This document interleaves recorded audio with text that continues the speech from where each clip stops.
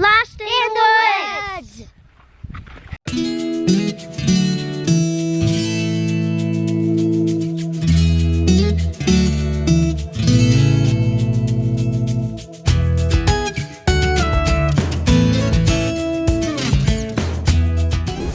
One of the best parts about full timing in an RV are the summers spent by the beach.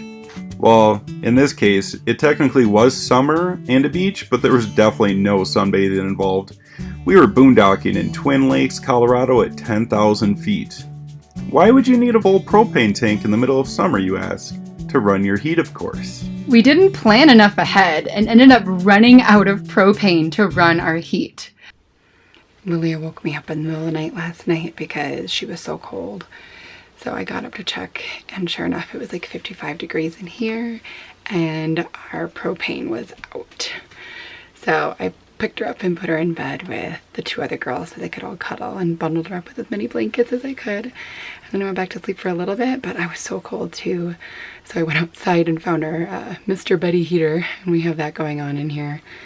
And now we have to figure out where we can take the RV to go get propane filled today. But that didn't stop us from still loving this beautiful spot smushed up against the mountains. In order to run our heat in the summer or any season, we need to have propane. Well, we decided it is time to go fill up the propane. So since we completely ran out 100% of propane this morning, we waited for the kids to wake up, and now we're heading to our friend's place to eat breakfast so that he can drive it in and get propane. And our Class C has an onboard propane tank, which means the whole RV has to go to get it filled. Not to worry though, we took the opportunity to not only fill the propane, but to dump the tanks as well. And then coming back home with a full propane tank is like return from battle, victorious. At least we thought we were out of the woods, but there was still more to come. Besides the near frigid weather and living in winter coats, we had such an amazing time with our friends. Playing at the beach with the kids is a typical summer activity, just not in pants and long sleeves. Even though all the cards are stacked against us weather-wise, we still loved the area. I even took the kids into Leadville for a day and fed them cookies for lunch while Clementine was doing laundry. Even though the weather was colder, we were really trying to model being outside more. Giving the kids enough creative free play time is something that is very important to us.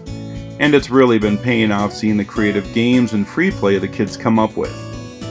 Another benefit of being near water in the summer is fishing. While we're not big into fishing ourselves, our friends had one fishing pole for their kids, and both sets of kids spent so much time catching lake trout. Mind you, 6 kids, 1 pole, it actually worked out. It kept all of the kids paying enough attention for when it was their turn next. And Lilia even caught her very first big trout all by herself. Lilia, did you catch a fish? Yeah. Are you excited? Woo!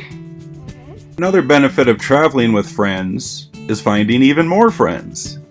Doug and Marcy, friends of Clementine and Peter's, were on their way through and ended up camping with all of us for a few days.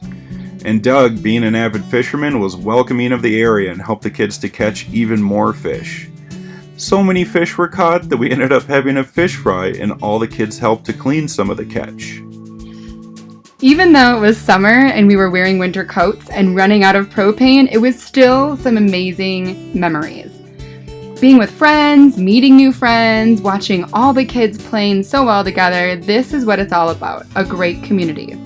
So even though we loved this space and had great memories with our friends, it was time to move to a new spot. The next morning, just before we were ready to start packing up, guess what happened? Remember, it was cold and we were at 10,000 feet.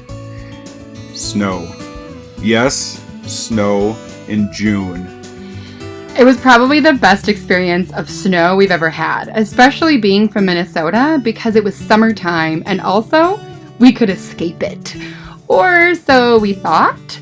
Our plan was to head about an hour south to another boondocking spot just out of Salida, Colorado, and that it was only going to be 8,000 feet instead of 10,000, which is where we were, so we figured it would be safe from precipitation turning into snow. But getting to our spot, which was a nice open area with plenty of room, we figured we'd be safe from the white stuff.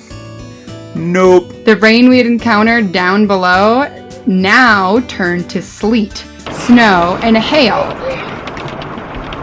That would be hail. It's ice falling off the sky.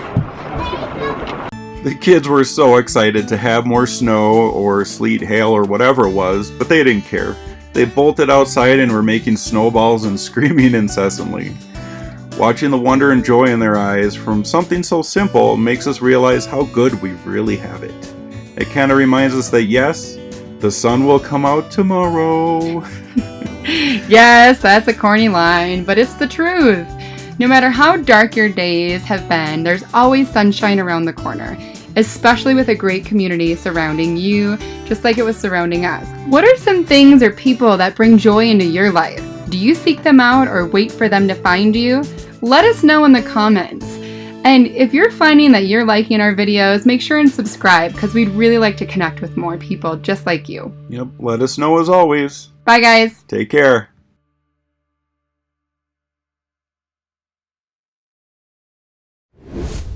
I'm gonna fly a drone for the first time. Never done this before.